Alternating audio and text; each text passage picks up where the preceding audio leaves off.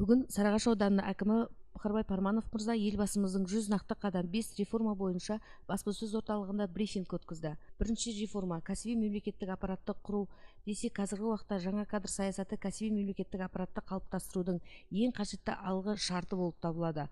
Бүгінгі күнде Сарыағаш ауданында органдардағы 18 бірлік бос лауазымдарға байқаушылардың қатысуымен конкурстар өткізіліп, бірыңғай конкурс комиссиясы ұсынымы бойынша 18 азамат бос лауазымдарға жұмысқа қабылданыпты.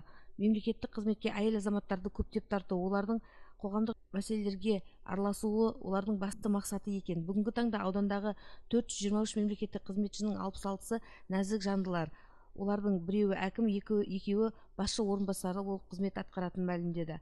Ал екінші реформа, яғни заңның үстемдігін қамтамасыз етуі бойынша елбасының 100 нақты қадам ұлт жоспарының 30-шы қадамына сәйкес жергілікті полиция қызметінің қызметкерлерінің жұмысын жеңілдетіп, дер кезінде құқық бұзушылықтың алдын алу мақсатында жедел басқару орталығы іске қосылды. Сондай-ақ аудан әкімі аудандағы атқарылып жатқан істерге, күрделі мәселелерге тоқталды. Сарыағаш жалпы жылыжаймен, еңбекқорлығымен белгілі аудан. Осыған байланысты енді жылыжайдың мәселесі, субсидиясының мәселесі өте дұрыс, тиімді сұрақ. Мен жаңа өзімнің сөзімде айтып кеттім ғой. 700 гектарға жетуіміздің өзі сол мемлекет тарапынан берген субсидияның есебінен болды. Біз бас кезде біздің шаруаларымыз 1 гектарға 1 миллион 800 мың теңге субсидия алды. 2 рет өнім алып 3 миллион 600 мың теңге субсидия алды. Ол 25-30% кететін шығынды ақтады.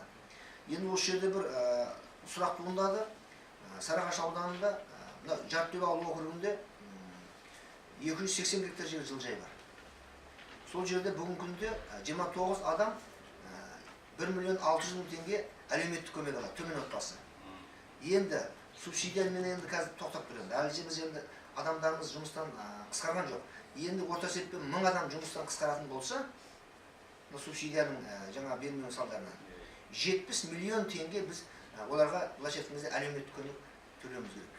Сөз соңында әкім мырза журналистерге қойылған көптеген сұрақтарға жауап беріп, өз алғысын білдірді.